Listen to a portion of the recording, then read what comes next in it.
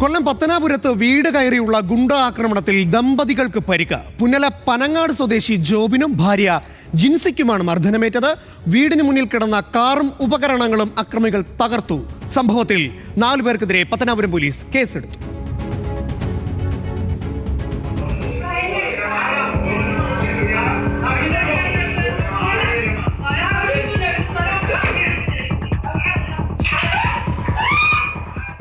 ബുധനാഴ്ച പുലർച്ചെ 12 മണിയോടെയാണ് ആക്രമണമുണ്ടായത്.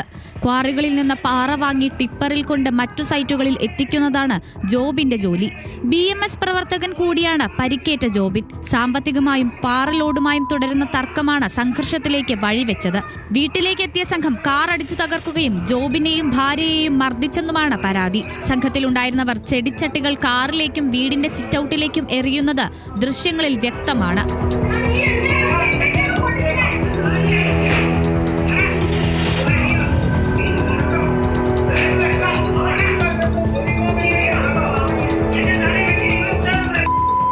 വീടിന് സമീപം നിർത്തിയിട്ടിരുന്ന ടിപ്പർ ലോറിയിൽ കേടുപാട് വരുത്തിയതായും പരാതിയുണ്ട്.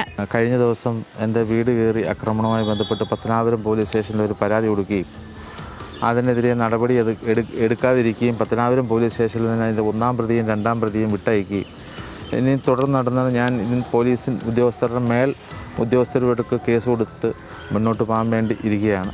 വീട്ടുകാരുടെ പരാതിയിൽ പത്തനാപുരം പോലീസ് കേസെടുത്തു. ആക്രമണം നടത്തിയ 4 പേരെ പോലീസ് കസ്റ്റഡിയിലെടുത്ത് അറസ്റ്റ് രേഖപ്പെടുത്തി. പ്രതികളെ സ്റ്റേഷൻ ജാമ്യത്തിൽ വിട്ടയച്ചു. എന്നാൽ പ്രതികൾക്കെതിരെ പോലീസ് നിസ്സാര വകുപ്പുകൾ ചുമത്തിയതായാണ് ആക്ഷേപം. തുടർന്ന് പരിക്കേറ്റ ജോബിനും ഭാര്യയും SP ഓഫീസിലെത്തി പരാതി നൽകി. ആക്രമണത്തിൽ ശക്തമായ നടപടി ഉണ്ടാകണമെന്നാണ് ജോബിന്റെയും കുടുംബത്തിന്റെയും ആവശ്യം.